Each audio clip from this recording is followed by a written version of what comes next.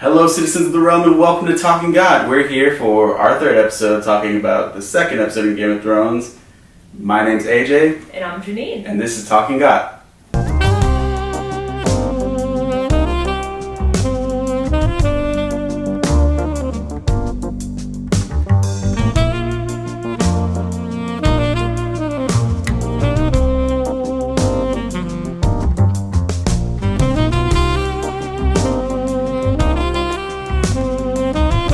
So we're here to talk about Season 6, Episode 2, titled Home. And it was a pretty fitting title. There's a lot of home-related themes.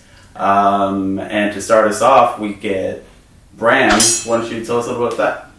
Alright, so we start off with the three-eyed crow. Mm-hmm. And he's taking Bran through past memories of Winterfell. Through the werewood trees, and he's basically showing Bran little Ned. Yeah. And then he gets out of the dream, but he wants to stay. Yeah, he's upset because he wanted to stay. And we see Mira is kind of not taking the whole brother being dead thing too well. No, and she's just kind of sitting outside, like all brooding, like. Yeah. And then. Give her a break, yeah. Her brother died. Yeah, that's true. And then Leaf is... I guess it's Leaf. She's tall now. Yeah. Possibly Leaf is talking, regardless, one of the children of the forest, is talking to Mira and saying, you know, Bran's going to need you for the upcoming war. Mm-hmm. And then we go to... Castle Black, actually. Yeah, and Davos' time is up. He's got to make his mind up and tell Sir Alliser Thorne how it's going to be. But just in the nick of time, as they're breaking down the doors, Ed comes back with the wildlings and saves the day. And we had a really good scene where 1-1 the Giant gets shot in the neck, and he just grabs the guy and smashes him on the wall and throws him down. He goes all Hulk. He's like, Hulk. That was awesome. Yeah, we got a lot of smashing this episode. And going down to King's Landing, we see the man from last season that showed his junk to Cersei while she was sitting there bragging. Yeah. And so he goes to take a piss, and then who's there? Frankenmount and Robert Strong. Robert Strong. Just boom, smashed this guy's head in, which was probably my favorite scene in the episode. Yeah, I'm not gonna lie, Gabe. It was great. It just made me laugh, Yeah. Which is probably a terrible thing. I know. I found so much enjoyment in that. But then we go to Cersei, and she's getting ready for Myrcella's funeral. And she goes to leave, and the King's Guard tells her, under King's orders, you're not allowed to leave the Red Keep. And, you know, she's kind of put out. Mm-hmm. She goes back to her room, and we go to Tommen and Jaime. And they're having a nice little father, uncle, son moment where, you know, he's telling him, you know, people make mistakes. Go talk to her mom. She'll forgive you. She loves you. And then the High Sparrow comes in, and of course he's all like, "Yeah, you know, we're all poor and all of this, but even we can overthrow an empire." Mm-hmm. And then Jaime's like, "Dude, I could kill you right now," but he doesn't because he's outmatched. Yeah. High Sparrow's time will come probably, or who knows? We'll see what happens there. We're gonna go over the Narrow Sea to Meereen, where Tyrion's there chilling with the squad. He's got Varys, Missandei, and Grey Worm. You know, it's Tyrion, so he has to make a dick joke. Yeah. Or dickless joke. He makes a dickless joke about Varys, and he's like, "Oh, no offense, Grey Worm." He's like, "But that's what we do. I make dick jokes, you make dwarf jokes." I don't make dwarf jokes. You think them. And then they start talking about dragons. And Missandei is like, "How do you know this?" He's like, "Oh, that's what I do. I drink and I know things." Which I thought was a great That was awesome. It's one of my two favorite Tyrion lines from the episode. Very good. And they go down to see these dragons. And I don't know what got into Tyrion, what possessed him. He just talks to them like they're people. Which honestly, he's talking about how intelligent dragons are and how people say that they're more intelligent than people. And that kind of comes out in this scene because they seem to understand. Mm-hmm. I like how what Tyrion is saying. They're like big dogs.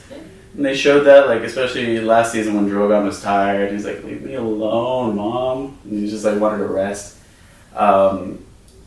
I thought that was very cool when he pulled off the little pin from Rhaegal, and then Viserion was like, "Me next, come on, do it, dude." Yeah, and then I was a little surprised that the dragons didn't fly out immediately right there, but it was cool. To be fair, like Varys was standing back there in the doorway, so they might not have known that they could leave. But my favorite Tyrion line, next time I get an idea like that, punch me in the face. And I was like, I can relate. GPOY right there. Yeah. Mm-hmm. So that was it with Tyrion. Next up, we're going to Arya, and she's still blind, still a beggar, and the waif, no one, whoever comes and gives her another beating. Bashes her right under the chin. Yeah. But then she changes their face to Jack and Hagar, and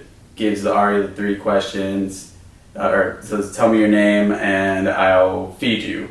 Girl is no one. "Tell me your name and I'll let you sleep under a roof tonight." A girl is no one. "Give me your name and I'll give you your eyes back." And she's like, "I don't want my eyes back." But a girl is no one. Which, a little easy, whatever. Yeah. Tells her she's not a beggar anymore. That's cool. Do something with Arya. Move that story along. But that's it. Another short scene with Arya, just like last episode. Yeah.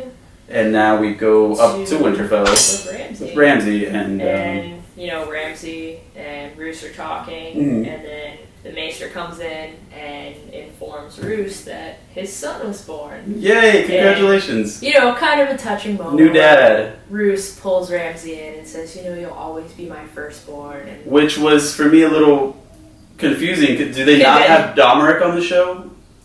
I guess not. I guess he doesn't exist. I guess because Bruce Bolton did have a previous son. They did also cut out all of Duran's other sons and just have Disdain. So it wouldn't surprise me if trimming the branches of the family trees. So a touching moment, and then thanks, Dad. Thanks, Dad. So speaking of Sansa, we go over into the Wolf's Wood or whatever they are, and we see Sansa talking with Brienne, and she tells her that she saw Arya look for 3 days. What I don't get, though, is that she was just like, she was with a man, but in season 4, they very clearly knew that was the Hound. Yeah. Why? I don't know why they omitted that part. I don't know either. But whatever. And then they have this nice little scene where it's like she wasn't dressed like a lady, and Sansa's like, "No, she wouldn't be." Like, that was nice. Then we had the scene with the sad goodbye. Sansa, which at the very least, Theon's at least redeemed himself in the eyes of Sansa. Right. At least he's got that. Yeah. And he says he can't be forgiven for what he's done, and he doesn't want to be forgiven. So his plan is to go home. He's got a horse. Really hope he doesn't get captured up by Ramsay again.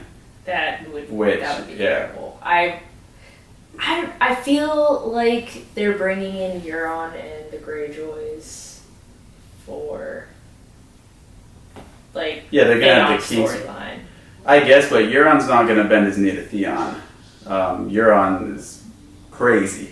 I'm really excited to see where his character goes. But nice little segue into Euron. We see Balon and Yara. Is it Yara in the show, or is it Asha? It's Yara. Asha's in the books. Asha's in the book. She's Yara in the show. They didn't want to confuse people with Osha. I'm more confused. So we see Balon and Yara are talking a little bit about Theon and all this stuff, and Balon goes out onto his rickety little wooden bridge, and he sees a dude there. He's like, "Get out of my way, bro. I'm the king." And he's like, and it turns out it really was his bro. And it's Euron, and he's crazy. He's got all these crazy cool lines. I am the drowned god. I am the storm. I'm the first and last storm. When people see my sails, they pray. Which is Euron, fantastic intro, and pushes Balon off the bridge. Yeah. He's praying to iron the price for that salt throne. And then we see the aftermath of that, where they find his body, and then Yara They assumes she's going to be in control. And then, I don't think a lot of people know this, but the guy with the long hair is actually her uncle. Balon and Euron's other brother, Aeron Damphair. And he is like the godliest person there. He's the biggest priest of the drowned god. He has the most successful rate of bringing people back after their whole religious thing. Maybe we'll make a video about that in another time. Let us know if you want that. But yeah, they're going to have a King's Moot, which is one of the most exciting parts of A Feast for Crows, and I can't wait. We're going to wrap this episode up again at Castle Black, just like last episode, and we get a cool scene where the wildlings have beaten back the Alistair Thorne and the Mutineers, and they've thrown them in a jail cell. Mm-hmm. And now Davos and Melisandre are talking, and he's just like, hey, Can you bring Jon back? That'd be really cool. That'd be really cool. Do you got any of that magic left? And she's like, no, leave me alone, I can't do that anymore. I don't have powers, yeah. And he's just like, I'm the worst. He tells him, dude, I saw you drink poison and not even bat an eye, and I saw you birth a demon. Shadow demon. And like, he's like, you can do come this, on. You got this. Do it for me, try. And she's like, whatever. And she goes and she's saying all these pretty Valyrian words, and it doesn't seem to work. They start leaving. You know, Tormund's there. He's like, fuck this, I'm out. And then Dolores is like, we'll just try. Camera angles showing off. Yeah, I like how she's like, please. And Kit then Harington's beautiful stabbed up body. Yeah. Man, is that all you have to do to get a bath back then? Just get stabbed up a couple times? Yeah, probably. And they're going to clean you? Anyways, another scene of Jon's body. I'd take a Melisandre's bash. Yeah, right? Yeah. And Ghost perks up, and he's like, oh, hello. And we see Jon come back. Dressed in gas. Breathing again. And that was this episode. It was awesome. We all knew it was going to happen. We did. Not this episode. I thought it was going to be later. I think it would have been a lot better if, instead of bringing him back right then, they just ended the episode either just showing him not reacting or just when Ghost perks up. Yeah, I would have ended it right when Ghost perked up. Yeah. And then just to make everybody wait a little longer. Next and also episode, yeah. build a little more suspense. But yeah, I think this was a really good episode. It was a lot better than the first episode. Right. We have a character of the week to announce.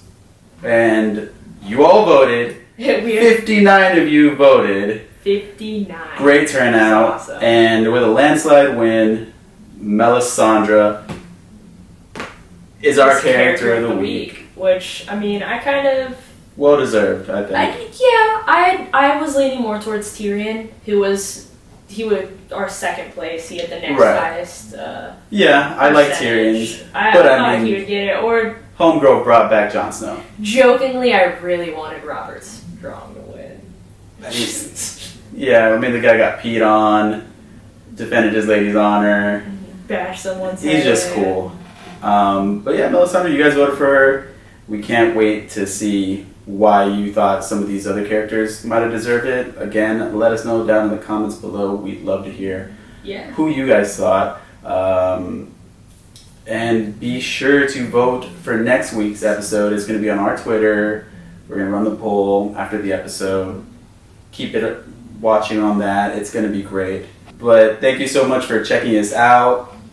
This has been Talking God, another week. We'll be back here. And we'll see you next week. Next week, same chairs, same time, same fireplace. The internet is dark and full of spoilers, so have fun. Stay away, and we'll see you next week. Thanks. Oh, hi. I didn't see you there.